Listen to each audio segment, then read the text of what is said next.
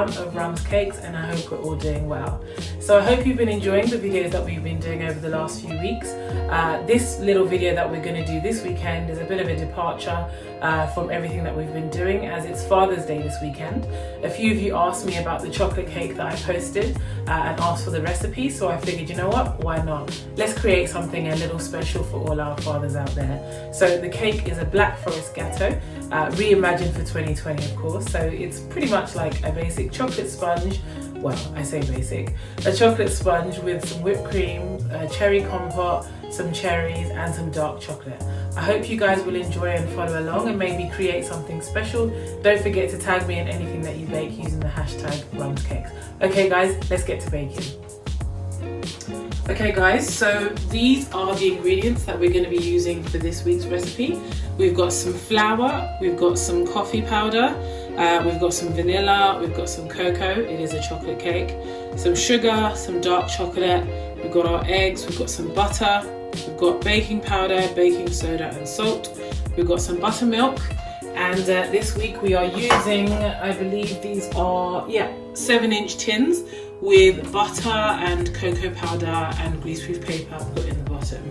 Our equipment doesn't change, so we're using a whisk, wooden spoon, a bowl, sift, bowls, etc, etc. As always, you can use an electric mixer if that's what you want to use. I have no problem with that. So yeah, let's get to mixing all these lovely ingredients together.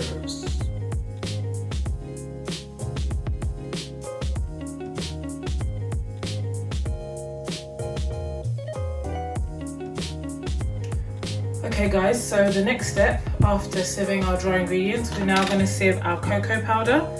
As you know, cocoa powder must always be sieved guys, because as you can see it's always got lumps in it somehow. So use your whisk to get rid of any of the bigger lumps that don't go through. And if there are any stubborn ones, allow them. Okay, and so what we're now going to do with this is we're going to add our coffee powder to this. As I've mentioned in previous videos, you won't taste the coffee. All it does is intensify the flavour of the chocolate that we need in our cake. So now we're going to do what we call creating a slurry. So we're going to mix together this coffee and cocoa powder with a little bit of hot water until we have a paste. We don't want it to be runny. We just want it to be a paste. So add a little bit at a time until you're happy with the consistency. And the consistency should be like melted chocolate when it's all mixed together. So this is pretty much mixed by eye. Don't add it all at once because you can always add but you can never take out. So a little bit more I think. Yeah, that should be plenty. And of course be gentle because you'll end up being covered in the stuff. Yeah, that's a good consistency.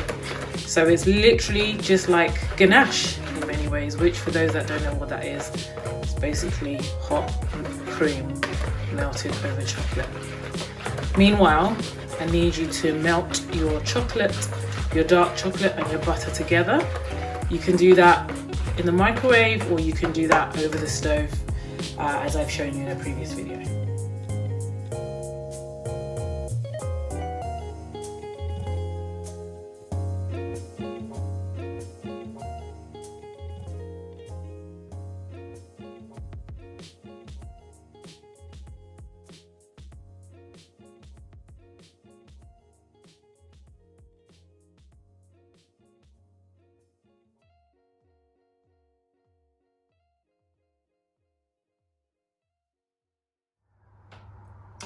So our butter and chocolate has melted. So what we're going to now do is, now it's cooled down to room temperature, we're going to add it to our cocoa and coffee mix a little bit at a time and mix it together until it's smooth.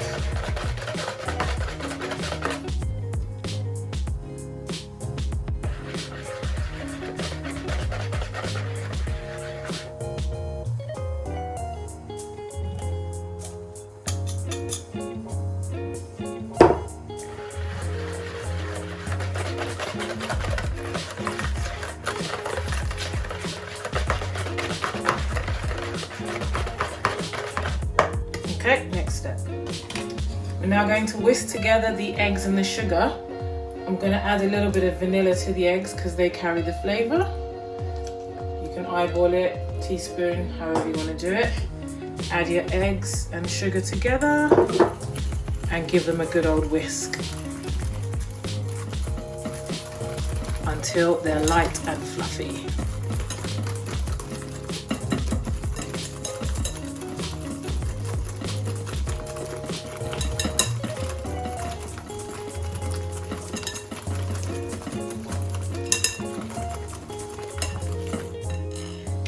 The eggs, once they're whisked together, should look like a very light custardy colour. That's how you know you've got enough air whisked into them.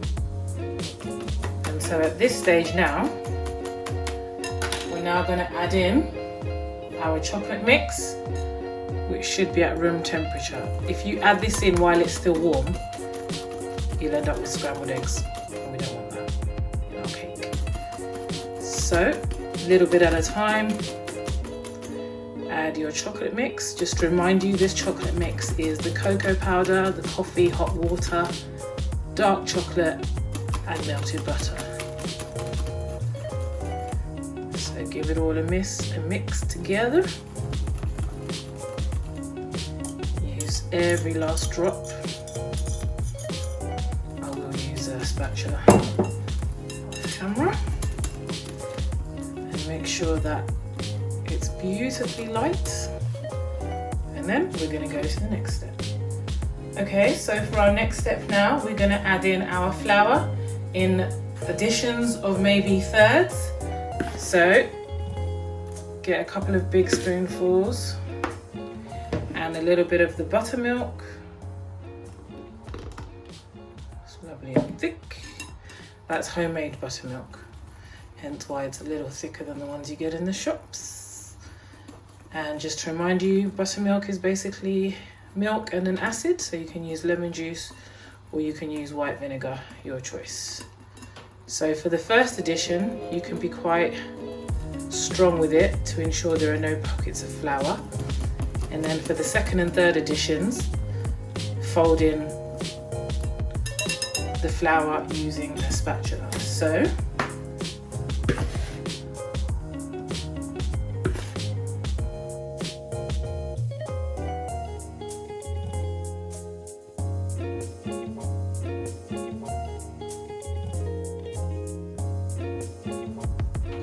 okay guys, so now we're going to add in our chocolate cake mix to our tins,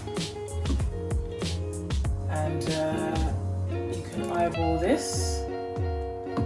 You could pour it in, it might make it easier, but I like the control that a ladle gives me because then I know how much to put in each tin. So I think I'm going to put in 4 in each and then see how we go.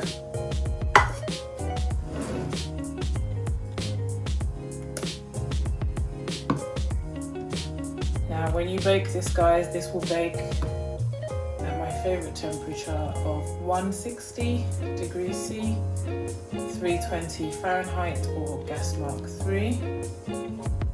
These take approximately 25 to 35 minutes.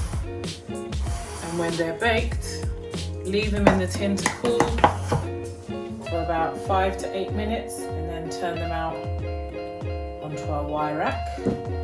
And then I will show you the next step. As you can see, I've still got a bit of cake mix left over, so I'm going to make some extra little muffins with these. but you could put another 7-inch tin so you could have a 3-layer cake if you wanted to.